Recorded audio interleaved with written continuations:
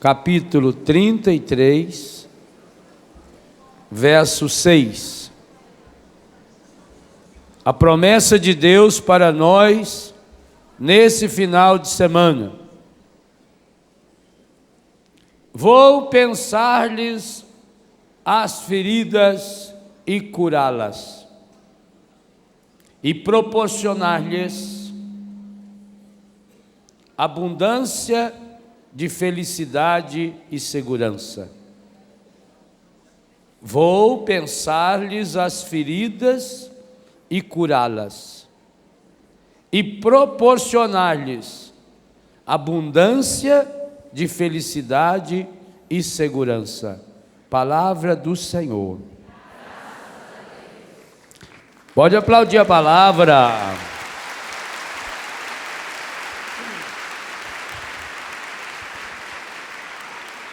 Que bom que tanta gente acreditou nessa promessa já antecipadamente. E o sinal está aqui, nessa imensa multidão que superlota o rincão. Esse foi o primeiro passo.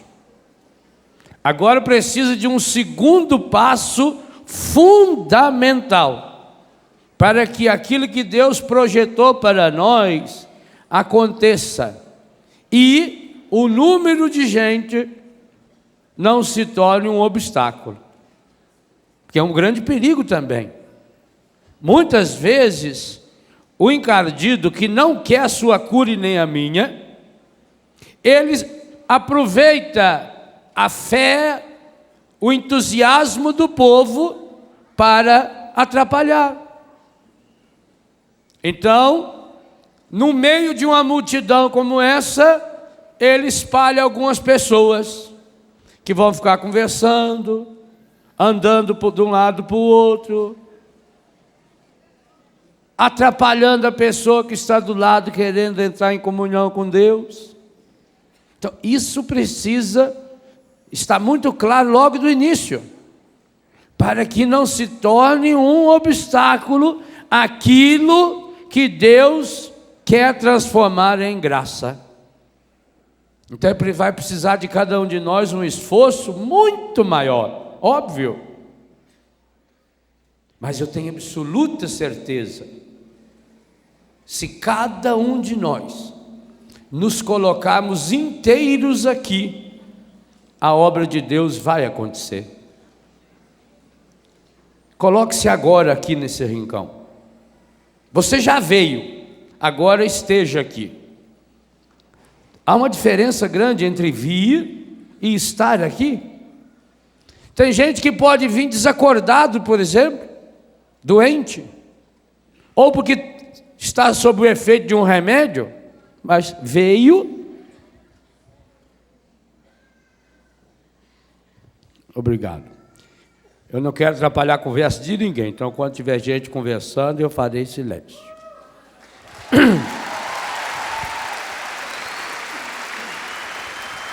Então você veio, mas precisa agora estar conscientemente aqui, se colocar inteiro aqui, e principalmente saber o que eu vim fazer nesse acampamento, nesse final de semana. Mas não parece óbvio? Já que eu vim, Deus sabe que eu vim porque eu quero a cura. Não. Jesus nunca curou a pessoa simplesmente, pura e simplesmente porque a pessoa estava ali. Esse é um dado interessante. Chega a ser engraçado. Por que será que Jesus, quando via uma pessoa enferma berrando desesperada, já não curava essa pessoa?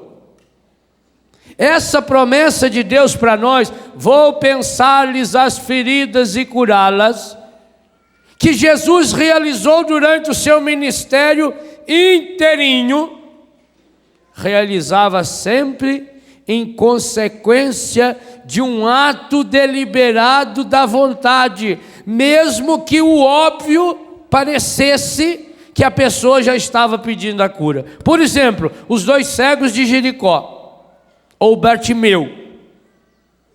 Ele estava berrando o tempo inteiro. O povo mandava que ele calasse a boca, e ele continuou berrando. Jesus presta atenção nos gritos dele e manda que tragam o cego. Trazem o cego até Jesus. E quando o cego chega até Jesus, Jesus pergunta: o que você deseja? Parece cômico, mas não é óbvio que se esse cego está berrando o tempo inteiro, tanto que as pessoas mandaram que ele calasse a boca, não é lógica que ele está pedindo a cura, e a cura da sua cegueira, porque ele não tinha nenhuma outra enfermidade, não era um cego paralítico, não era um cego com câncer, não era um cego leproso, o único problema dele era cegueira. O que a lógica diz que ele deveria estar pedindo para Jesus? Que o curasse da sua... Mas, no entanto, Jesus precisou ouvir isso da boca dele. O paralítico, 38 anos deitado na beira da piscina, que vivia ali lamuriando, que se fez de vítima, porque ninguém jogava ele na água quando o anjo agitava a água, e ele tinha se acostumado, estava naquela lamúria. Na lógica, o que ele queria de Jesus? A cura. Mas Jesus fez ele falar que queria a cura. Perceba, por que será que Jesus exigia isso? Porque Jesus era muito orgulhoso e queria ser exaltado pelas pessoas? Por que Jesus jamais fez qualquer cura sem que a pessoa demonstrasse claramente qual era o seu problema? Mesmo quando demonstrou, e nós vamos meditar sobre isso durante esse acampamento, de forma indireta, inconsciente quase, consciente mas não explícita, feita a hemorroíça que o tocou. É preciso manifestar, esse é o primeiro passo da cura. Deus não supõe o que você precisa. O relacionamento da cura em Deus é dialógico, é um diálogo. A cura, ela faz parte é uma parte do diálogo. E começa dizendo isso na primeira parte do versículo. Vou pensar-lhes as feridas. Veja, não está escrito vou pensar nas feridas. Pensar nas feridas seria ficar recordando, remoendo a doença. Vou pensar-lhes as feridas. O que significa esse pensar a ferida? Será que Deus está dizendo que vai ficar olhando para a ferida e dizer, nossa, o que será que aconteceu? Olha que feridona mesmo. Bacana, isso é um feridão de primeira mesmo. Ou será que vai ficar perguntando, o que aconteceu com essa ferida? Foi topada? Foi pedrada? Foi cobra que mordeu? O que é pensar-lhes as feridas? Hein? Curar? Então para que falou depois que vai curar? Primeiro diz que ia pensar. Vou pensar-lhes as feridas e depois do pensar, curá-las. Quando eu escolhi esse versículo para esse acampamento, eu pensei exatamente nisso. Nós não recebemos a cura de Deus, muitas e muitas vezes, porque nós vamos diretamente na cura. E não deixamos Deus pensar as nossas feridas. O que é pensar a ferida? É cuidar, é botar a mão, é olhar e descobrir a causa profunda, é estabelecer uma relação de diálogo. Jesus sempre estabeleceu uma relação de diálogo com as pessoas, por pior que fosse a situação dessas pessoas. Quando o Senhor cura, por exemplo, aquele endemoninhado gadareno, está no Evangelho de São Marcos, capítulo 5. Ninguém chegava perto dele. Ele vivia no cemitério, ele vivia se batendo, se cortando, nem no túmulo conseguiam prendê-lo. Ele não conseguia viver de roupa, ele vivia pelado, babando, berrando às noites nos cemitérios. Ninguém chegava perto dele. Quando Jesus o cura, o que as pessoas ficam impressionadas é que quando chegam até ele, ele está sentado, vestido, decente, e dialogando com Jesus. Tanto que Jesus dá-lhe a missão de ir para a casa dele, anunciar o evangelho para a família dele. Aquele homem que ninguém podia chegar perto, aquele homem desequilibrado, agora é um discípulo que senta-se aos pés do mestre, que ouve Jesus e que pode falar agora em nome de Jesus. Esse diálogo precisa estabelecer-se. Nós não podemos jamais confundir a cura com o curanderismo. Muitas vezes o que se promete nas falsas doutrinas é o curanderismo, e como nós estamos mergulhados no mundo, aonde acabamos acreditando nas coisas fáceis, também acreditamos que a cura é um ministério fácil, que não vai exigir mais de nós o esforço. Aliás, muitas vezes a gente quer ser curado para continuar pecando, para continuar no erro. Pensar-lhe as feridas significa que Deus quer estabelecer um diálogo conosco, e nesse diálogo é preciso que se pergunte qual é a causa dessa enfermidade.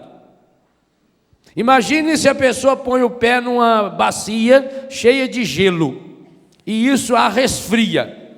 Então ela fica resfriada porque está com o pé no gelo.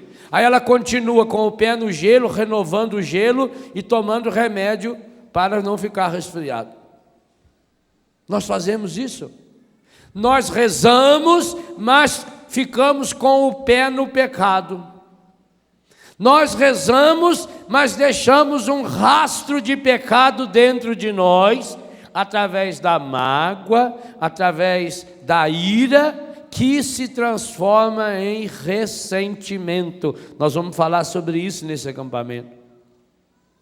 O perigo de deixar a ira se transformar em ressentimento, e que quando isso acontece, essa é a grande brecha, a grande porta de entrada encardida dentro do nosso coração.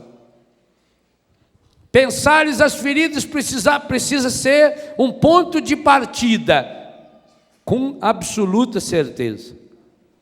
Doença não vem de Deus. Isso tem que estar claro na sua cabeça. Por quê? Se você acreditar que a doença veio de Deus, como é que você vai pedir para Deus tirar a doença? Se foi Ele que deu, não é lógica? Ah, mas às vezes Deus manda a doença que é para a pessoa mudar de vida. Gente, será possível que Deus precisa dessa pedagogia? Então não é amor. Acreditar que a doença veio de Deus é negar toda a ideia que tem a Bíblia e a doutrina da Igreja Católica. Então, a primeira certeza é: doença não vem de Deus. A doença nunca é vontade de Deus. Você pode fazer da doença, ensinava João Paulo II, pode fazer da doença um caminho para a vontade de Deus. Isso é outra história. Que teve muitos santos que transformou a sua doença num caminho para Deus, isso não há dúvida. E aliás, aqui está o processo de santidade desses homens e dessas mulheres, que também nós podemos realizar. Eu posso transformar a minha doença, eu posso transformar a minha enfermidade num caminho para Deus, inclusive para mim e para outras pessoas. Isso é outra história. Mas, como ponto de partida, como origem, a doença jamais é vontade de Deus. Segunda coisa, se Deus não manda a doença, Deus também não permite a doença. Doença não tem a permissão de Deus. A doença é uma afronta a Deus. A doença machuca mais Deus do que a gente. A doença é consequência do pecado pessoal, mas, como diz uma filha minha, mais pior do pecado comunitário, do pecado social. Aliás, a doença é muito mais consequência da somatória de pecados do que do pecado pessoal. É uma mentalidade de pecado que vai criando um ambiente propício para a doença. A doença ofende a Deus, porque a doença, ela deforma o plano de Deus a respeito da pessoa. A doença cria um obstáculo para a ação de Deus na vida da pessoa. A doença fecha-nos, ela empobrece-nos. Repito, tem pessoas agraciadas de Deus que pode até transformar essa doença, uma doença, em caminho para Deus. Pegue o exemplo. Por que Jesus nunca ficou doente? Nunca ficou doente. Há alguma vez alguma passagem que diz que Jesus ficou doente? Mas não era humano. Ele cansou. A Bíblia diz que ele cansou. Tanto que lá, quando estava atravessando a barca, ele estava tão cansado que arrumou um travesseirinho, pôs lá na proa e dormiu. Dormiu tão profundamente que a barca se jogava de um lado para o outro. Os apóstolos, que eram pescadores, Jesus não era pescador, os apóstolos eram pescadores profissionais, ficaram apavorados. Eles que já tinham enfrentado o alto mar tantas vezes, e Jesus não acordou. Então Jesus cansou. Jesus teve fome. Algumas vezes o Evangelho mostra Jesus comendo. Há umas 50 passagens nos Evangelhos que Jesus está comendo, dormindo, comendo. No entanto, não mostra Jesus doente. Jesus nunca teve resfriado. Jesus nunca teve dor de dente. Nenhuma doença, nem as doenças normais. Essas doenças normais de sarampo, essas coisas que dá em criança. Jesus nunca. E por que nunca teve? Porque há uma íntima relação entre doença e pecado. Aonde na Bíblia a história conta que Nossa Senhora teria ficado doente? Por que Nossa Senhora nunca ficou doente? Porque não pecou. A doença tem uma relação íntima com o pecado.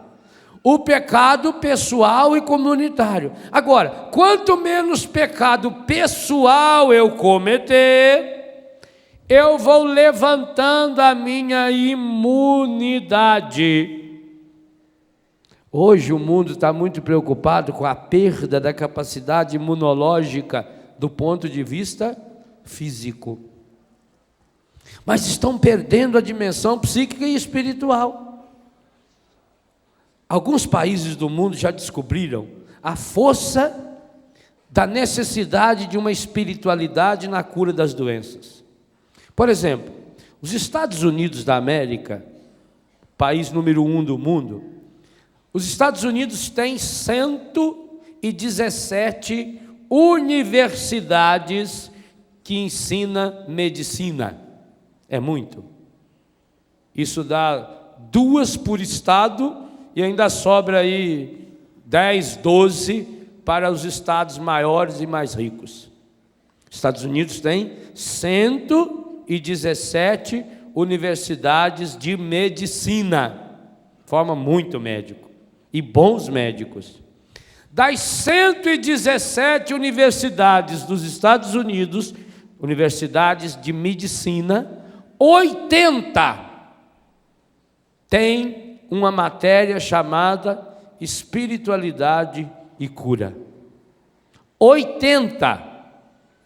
E eles estão caminhando para que as 117 tenha. O que trata nessa matéria?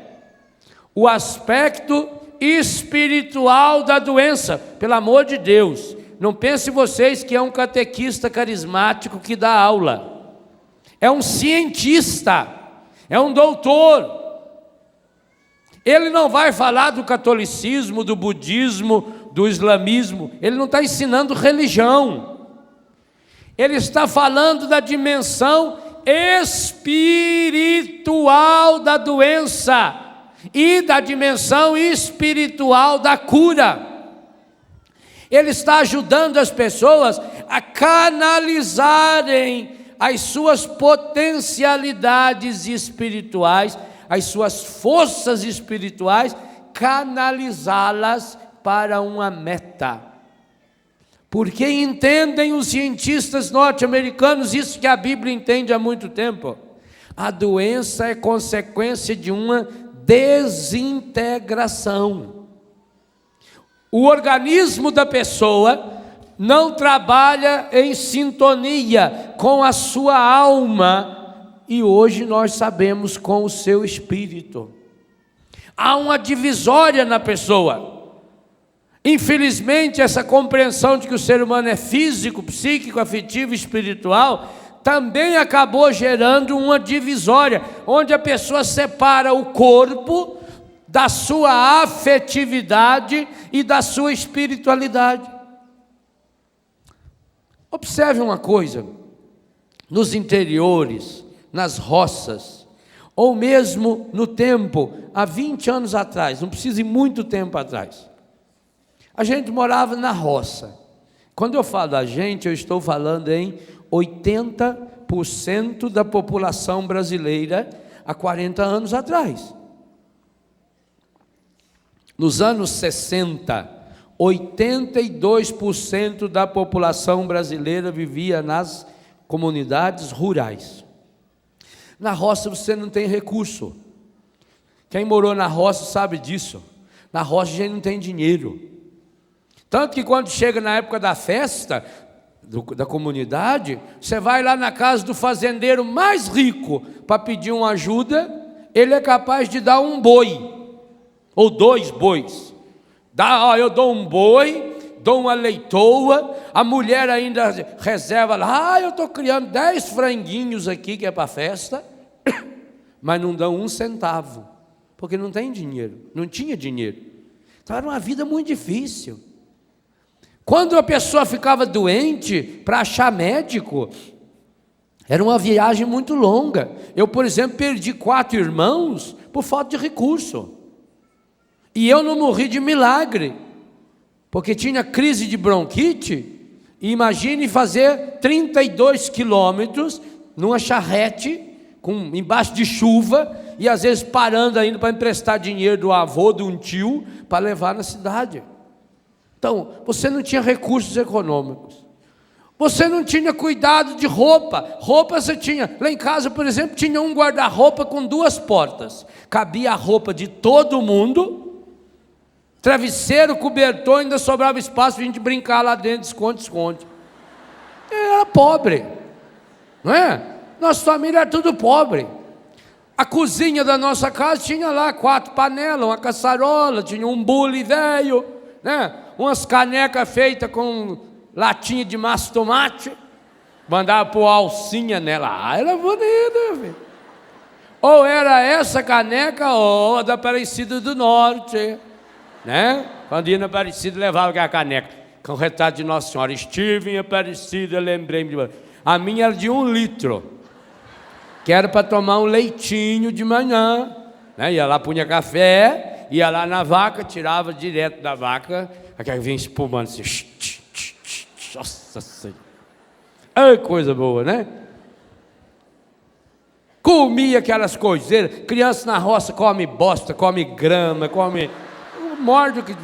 Sapo. Criança de roça gosta de comer sapo pequeno. Pega o sapinho, acha bonitinho, né? Então não tinha roupa direito, não tinha essas vacinas direito, não tinha comida comia o que tivesse lá. Tem gente, coitado, não tinha nem comida direito.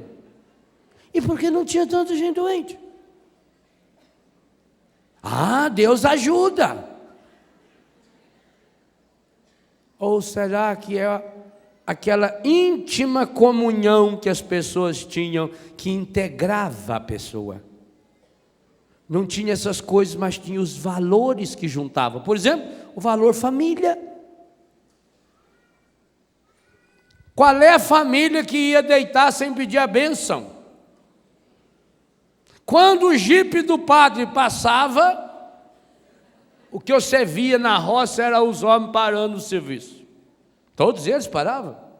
Vinha tomar banho, a mulher já estava arrumando, as crianças, e a filhinha ia para a igreja. Os adultos já iam para a fila da confissão. Isso era a coisa mais normal do mundo. O Padre Arlindo ia lá a cada 2 meses. Meu pai confessava a cada 2 meses. Minha mãe confessava a cada 2 meses. Isso não se discute. Meus irmãos mais velhos que se confessavam, e depois eu também, a cada 2 meses. Não se discute. Entrava na filinha. Os homens entravam na fila, as mulheres na fila. Havia uma integração.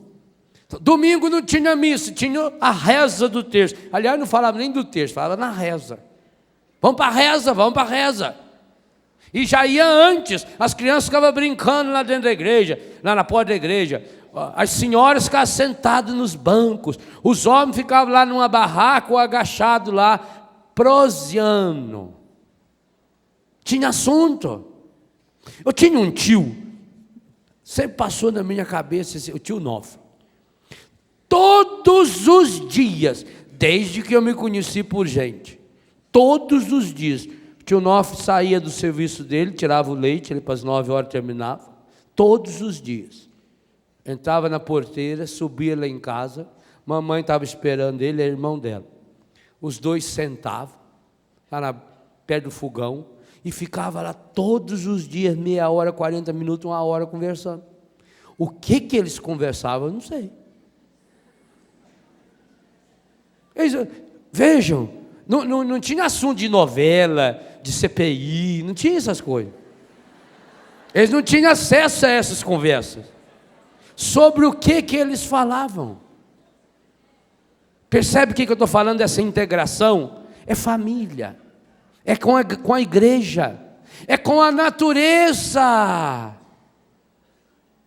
Esses dias eu estava recordando que eu estava preocupado com o meu cachorrinho, que nesse frio lá no sul, fez muito frio. Falei, meu Deus do céu, tenho que deixar ele lá dentro com uma cobertinha. Aí me lembrei, olha como é que o Espírito Santo é fabuloso, me lembrei da casa de meu avô.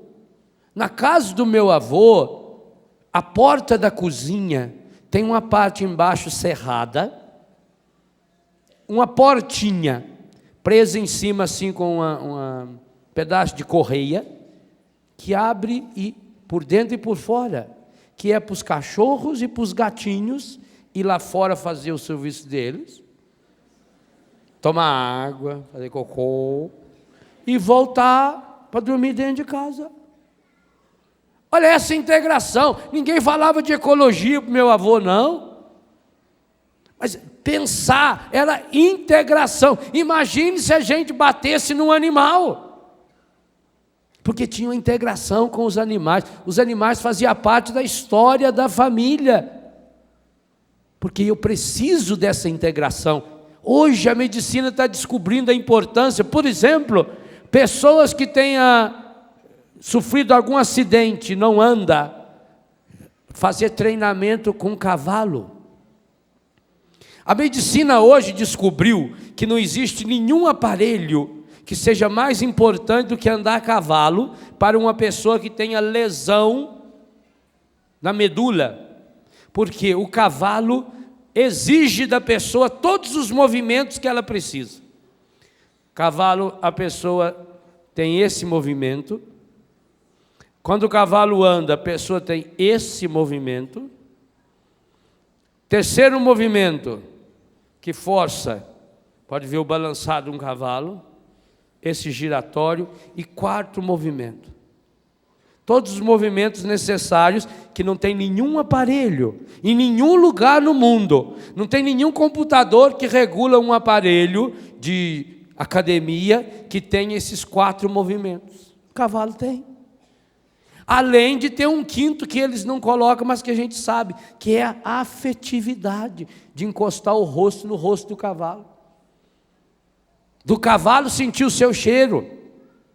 Então essa integração com a natureza, com os animais, essa integração com a vida, essa integração com a comunidade, essa integração com Deus através da oração familiar, da oração comunitária, tudo isso vai criando, é o pensar-lhes as feridas, vai criando um clima favorável para a cura. A doença vem, mas vai embora.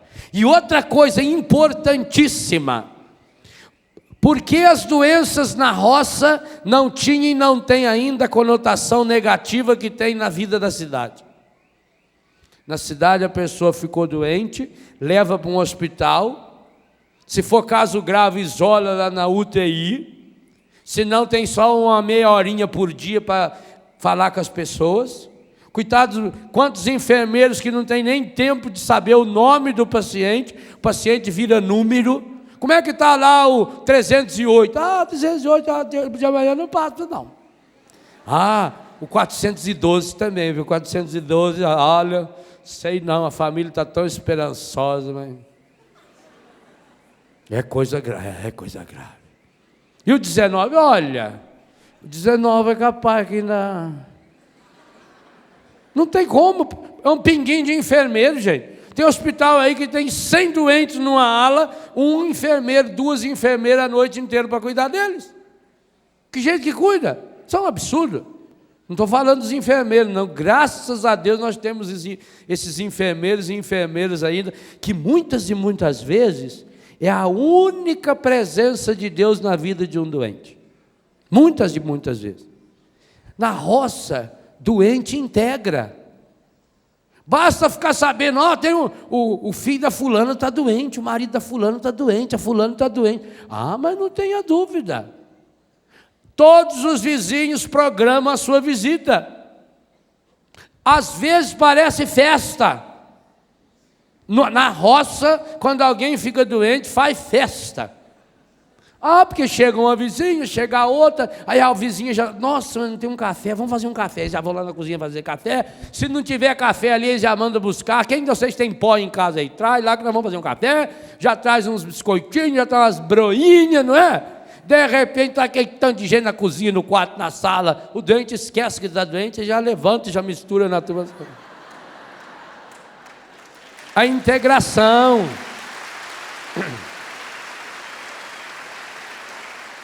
A pessoa quer sarar.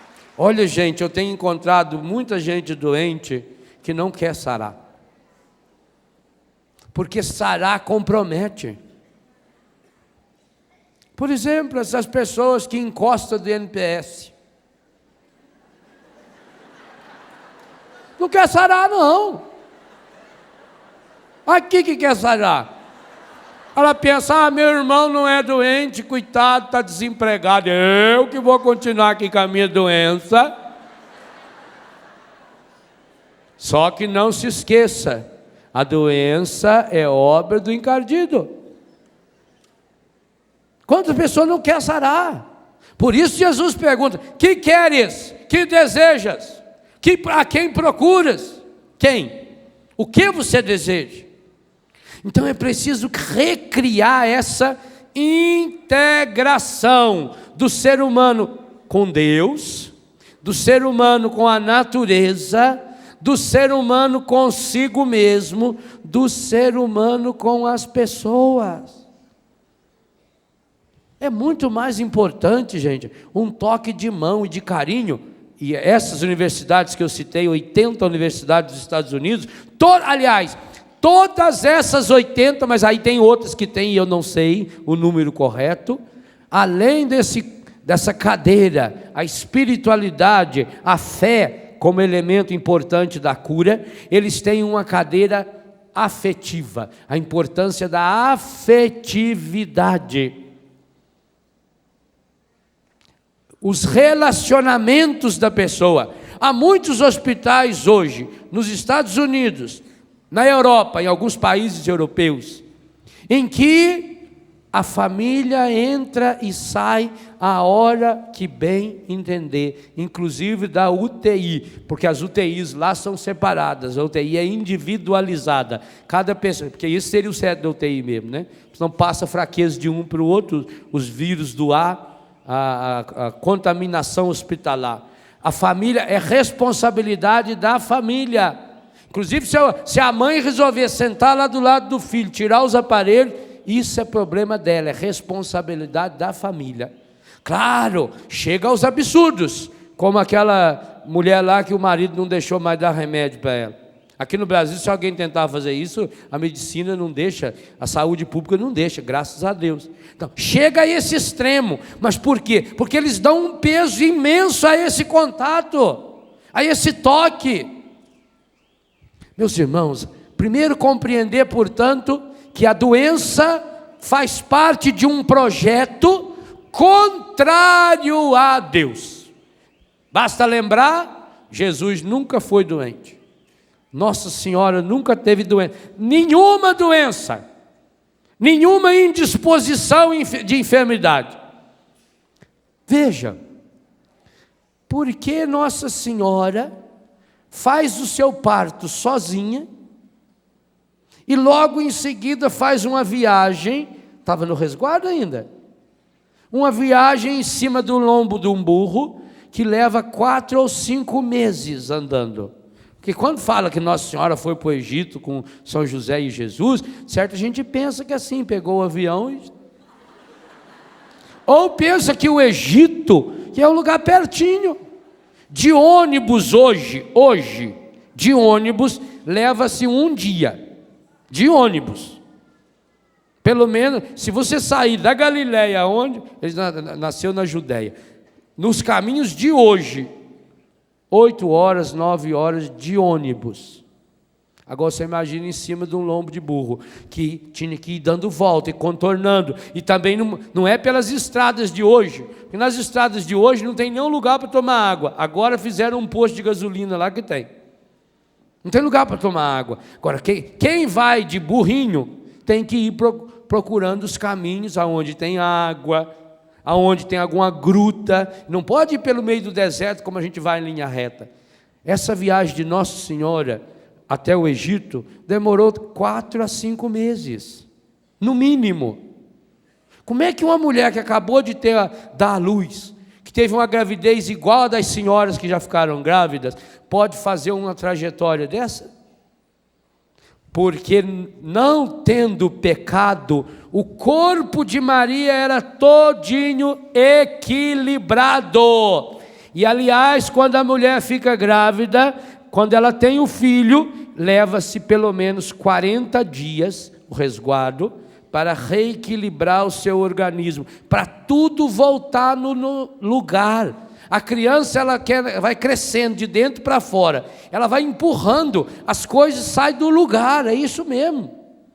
Agora tem que voltar no lugar, tem que reintegrar o organismo da pessoa. A medicina diz que leva 40 dias, o povo antigo já sabia disso, do resguardo.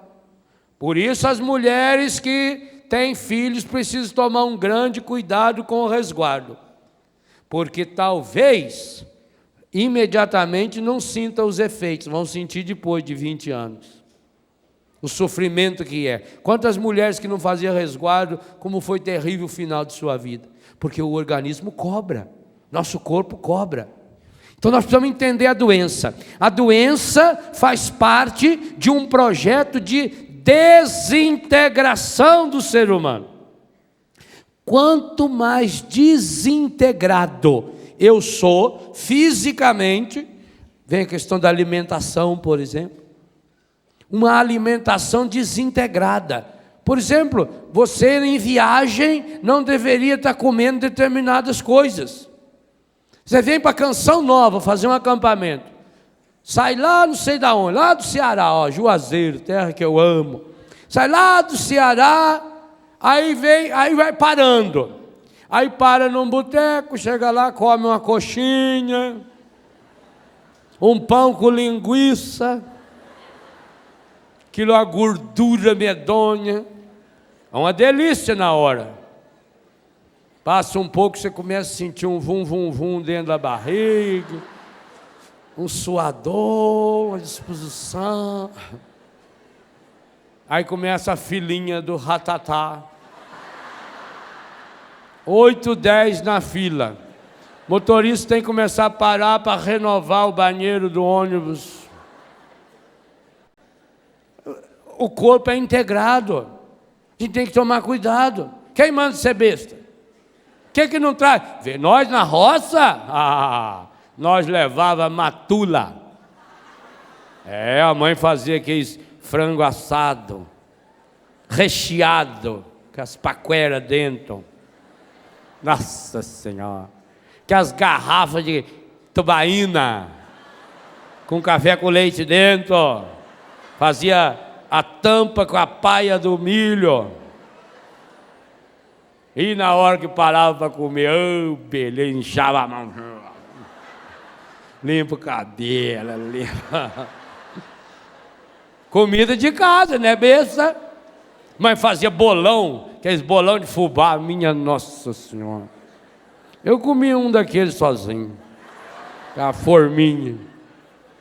Quer dizer, olha aqui, a comida era um processo de integração. Hoje a comida é desintegradora. Você come qualquer porcaria, o efeito vem. Então a doença é um processo de desintegração, com alimentação, com sono. Muita gente, se pegar uma doença, dificilmente vai se recuperar, porque tem um sono completamente desintegrado da sua vida. Deita meia-noite, 1 hora, 2 horas, fica vendo televisão até não sei que hora, levanta 8, 9, 10, 11. Hoje eu não tenho dúvida. E tanto que em Betânia, na minha casa, é uma norma e eu não aceito exceção. O horário de levantar é fixo. Tanto faz se é segunda, terça, quarta, quinta, domingo, férias, feriado. Esse negócio de deixar o fulano dormir até meio-dia, 1 hora da tarde, isso faz um mal para a moral da pessoa, para a disciplina da pessoa, para a saúde, porque fica desintegrada, o organismo perde. Quando a gente faz essas viagens, gente, que a gente vai pregar em outros países, meu Deus do céu, como a gente fica arrebentado. Eu quando fui pregar no Japão, eu fui no Japão, voltei no Japão, e o meu mecanismo de hora mas não chegou nem próximo do horário do japonês. Pois aqui, hoje aqui já é manhã lá, isso é um absurdo. Amanhã lá é ontem aqui, isso não está certo. Você vai para Israel, são 6 horas de diferença, como é que você chega lá e começa a pregar? E quantas vezes eu já saí do avião, no aeroporto, a equipe me esperando, entro no carro e vou direto, começo a pregar. Algumas vezes. 3, 4 horas, faz uma diferença imensa. Aí a gente volta no domingo, chega aqui segunda-feira, dia de trabalho, você está arrebentado. Então como é que você faz isso em casa? E faz, desintegra. Então você desintegra na comida, desintegra na bebida, come fora de hora. Não consegue dormir, que jeito você dorme também? Come feito um porco. 8, 9 horas da noite, senta e come, fica lá na frente da televisão e comendo. Eu não consigo dormir de barriga vazia, e nem de barriga cheia. Come feito um condenado, aí deita na cama, mas meu Deus, o organismo não pode dormir. Se o organismo dormir, você vai ter uma congestão. Ele precisa trabalhar, porque quando a gente dorme, é como se entrasse em stand-by. Nosso organismo vai diminuindo o ritmo para poder descansar. Agora, como é que você deita e dá uma ordem para dormir, para descansar, para diminuir o ritmo, se o seu estômago está com umas pedras de comida lá dentro, umas toxinas desse tamanho, que ele precisa eliminar.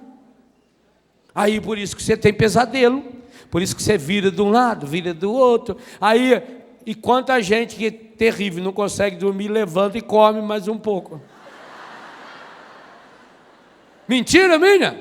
Então, é desintegração. Aí o organismo luta a noite inteira.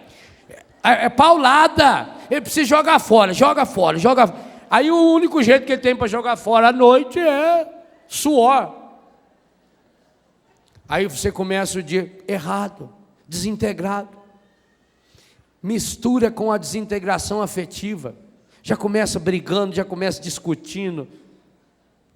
Não canaliza o seu dia.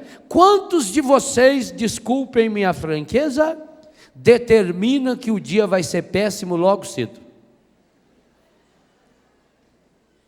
Não é assim? Acorda mal-humorado. Acordou mal-humorado, dá um jeito. Vira, muda.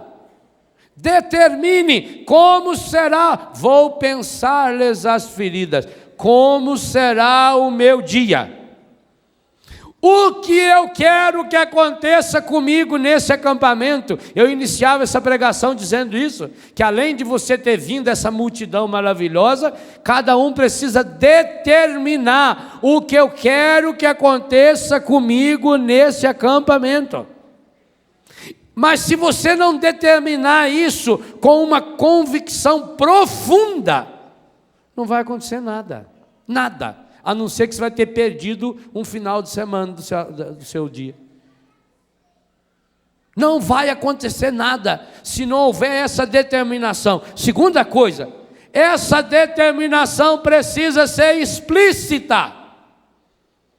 Você precisa determinar e se comprometer com ela. Você precisa falar a respeito dela. Eu vim a esse acampamento para buscar essa graça específica. Qual a graça que você veio buscar nesse acampamento? Qual é o grande motivo que trouxe você a esse acampamento? Qual é a experiência de Deus que você precisa ter, precisa fazer, deseja fazer, quer fazer nesse acampamento? Isso é determinação. Quando a gente determina, tudo em nós se integra para essa determinação. A ciência ensina isso direitinho. O nosso organismo inteiro trabalha a favor ou contra nós, conforme as ordens que nós lhe damos. E esta ordem pode ser consciente ou inconsciente, tanto faz. Por isso que é muito importante treinar o inconsciente para Deus. É importante você dar ordens inconscientes repetidamente, para que o seu inconsciente amarre todas as suas forças numa direção integrada. Por isso que é importante, eu vou retomar ainda esse tema, por isso que é importante você ter uma meta definida na sua vida. Qual é a sua meta para esse acampamento? Mas não pode ter só a meta, porque a meta é aonde eu quero chegar. Então, a minha meta do Padre Léo é chegar na imagem do Sagrado Coração de Jesus. Minha meta. Eu quero chegar lá na imagem do coração de Jesus. Tem essa meta. Agora eu vou caminhar para ir na imagem do coração de Jesus. Aqui tem um obstáculo. Então, olha que pena, hein? Tanto que eu queria chegar lá, mas tem essa caixa aqui. Aí eu vou tentar tirar a caixa. É pesada. Fazer o quê, né? Eu queria, né? Ah, como eu queria chegar lá. Mas comigo é assim mesmo, desde pequeno, me lembro quando eu tinha 5 anos, eu também queria chegar lá, não deu. Quando eu tinha 9 anos, eu também queria Ir na casa do meu tio, não pude. Ah, meu Deus. Quando eu tinha 13 anos, quando eu tinha 18, eu queria servir o exército. Aí não pude. Ah, meu Deus. Ajuda eu, Senhor. Já que eu não posso ir aí, o Senhor podia vir aqui.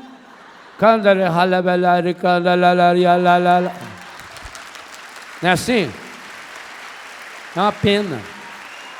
Então, além da meta, eu preciso ter um objetivo claro e definido.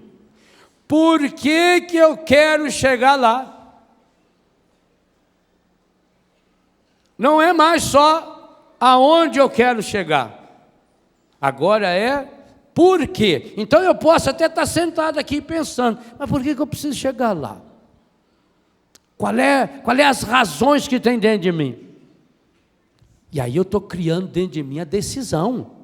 Na hora em que você tem o objetivo claro, ao lado dessa meta, o seu organismo começa a criar caminhos alternativos para eu chegar lá. Enquanto eu tenho a meta, eu não saio aqui, ó. Quando eu tenho objetivos claros, por que que eu quero chegar lá? Imediatamente nós caímos nos propósitos. E o propósito é o que eu vou fazer para chegar lá. Então eu começo a achar alternativas. Eu não posso passar por aqui, então eu vou contornar por aqui. Ah, mas vai que aqui tem um outro obstáculo, eu vou contornar por aqui. Aqui também não dá, eu vou lá por trás, dou a volta, viro lá e chego lá. Mas não dá, lá atrás está fechado, então eu dou uma volta, ó, eu estudo, espero o povo ir para almoçar, tá assim lá, vai lá e eu chego aqui. É achar caminhos. O cachorro faz isso. O cachorro quer ir num lugar, se ele está determinado a ir, ele vai. Ele vai dando volta, ele vai cheirando, ele tem um bom senso de direção, ele vai correndo, de vez em quando ele levanta a cabeça, olha para saber se precisa mudar o rumo, mas chega.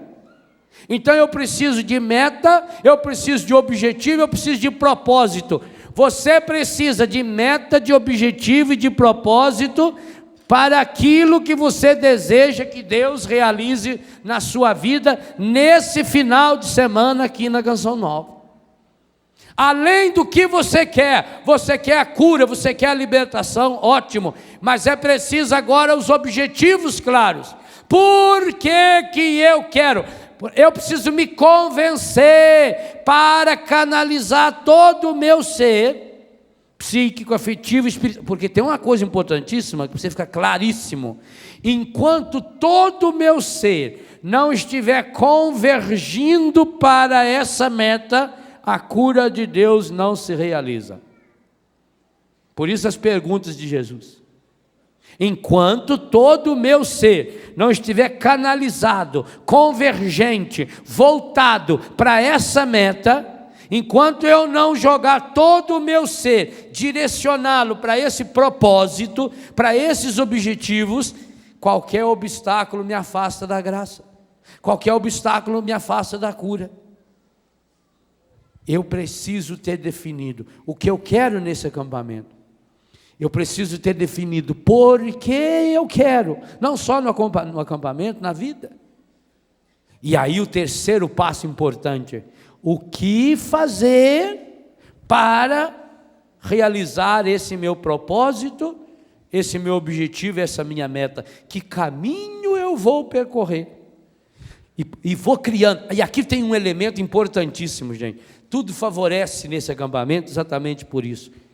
O número de pessoas, quanto maior o número de pessoas pensando e rezando numa mesma direção, cria-se um elemento importantíssimo, uma força comunitária de oração, que acaba contagiando os outros. Talvez vai ter gente, claro que tem, gente que está aí, mas não está muito inteiro aqui, gente que está aí, mas não sabe nem bem por que veio. Talvez gente que veio por vir só, ou veio só para ver o que é, porque já que fala tanto, todo mundo comenta. Talvez tenha pessoas espalhadas aí no meio, não tem problema. Se nós conseguirmos criar um clima de oração, um clima de cura favorável, essa pessoa acabará sendo influenciada positivamente. Por que só o mal influencia negativamente a comunidade? Por que uma pessoa que acendesse um cigarro aqui no meio, todo mundo que estivesse a seu lado estaria respirando essas porcarias? Por que se alguém abrisse um vidrinho de veneno espalhado no ar aqui, quantas pessoas podiam ser contaminadas e feridas? Oh, Deus o livre e guarde, isso que aconteceu lá em Londres essa semana passada, que alguém vai lá, explode uma bomba, morre 53 pessoas, a maior parte, não todos, lá nos seus os terroristas, todos eles que estavam lá inocentemente, sem saber o que era, estão indo para o serviço, uma bomba daquela. Ora, eu queria que a gente lançasse aqui uma bomba também. Não aquela, obviamente, que mata pessoas, mas uma que pudesse matar nossas enfermidades, matar os nossos pecados, matar os nossos egoísmos e contagiar o maior número possível de pessoas. Por isso é importante que cada um se coloque inteiro e inteira no projeto de Deus. Pai Santo, Pai querido, Pai amado, nós te louvamos, bendizemos e glorificamos, porque o Senhor nos trouxe aqui nesse final de semana. Louvado seja, Pai amado, por cada um desses irmãos, por cada uma dessas irmãs. Obrigado, Pai. Obrigado, Pai, por aqueles e aquelas que vieram de longe. Obrigado, Pai, por aqueles e aquelas que estão com a disposição interior de enfrentar todas as dificuldades de um encontro grande como esse. Ao louvá-lo, bendizê-lo e glorificá-lo, Pai, eu suplico que o Senhor derrame agora uma porção dobrada do seu Espírito Santo no coração, na alma e na vida de cada um desses meus irmãos e dessas minhas irmãs. Oh meu Deus, o Senhor não se deixa vencer em generosidade. Então derrame o seu amor, Pai, o seu amor curador. Realiza hoje, Pai, essa profecia que o Senhor nos dá nesse final de semana. Vou pensar-lhes as feridas e curá-las.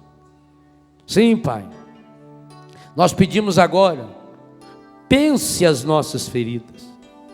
Olhe o coração de cada um desses meus irmãos e dessas minhas irmãs, Pai, especialmente aqueles e aquelas entre nós que estão mergulhados na doença física, psíquica, afetiva, espiritual, econômica, sexual. Pai, o quanto esse meu irmão, essa minha irmã vem sofrendo, a angústia, a dor, o sofrimento, o pecado, o desânimo, a mentira, a mágoa, o ódio. O quanto essa pessoa está sofrendo, Pai, com essa enfermidade física. E hoje, Pai Santo, nós acreditamos na sua palavra e acreditamos que o Senhor quer realizar entre nós curas, milagres e prodígios. Eu peço agora por esse meu irmão, por essa minha irmã, venha reforçar a experiência e a graça da fé. Venha derramar sobre esse meu irmão, sobre essa minha irmã, sobre cada um de nós, um batismo novo no Espírito, infundindo em todos e em cada um de nós o dom e a graça da fé, de uma fé expectante, de uma fé firme, de uma fé decidida, de uma fé acolhedora, de uma fé provocadora. Oh Pai Santo, Pai querido, Pai amado, derrama no coração desses meus irmãos e dessas minhas irmãs, de todos e de cada um deles, o carisma de uma fé expectante, Uma fé que de fato leve essa pessoa a se apossar da graça de Deus, da sua graça. Pai amado, derrama o Espírito Santo para tirar os obstáculos interiores e exteriores, pessoais ou comunitários, que impede meu irmão, minha irmã, de um encontro com a sua graça, com a sua misericórdia.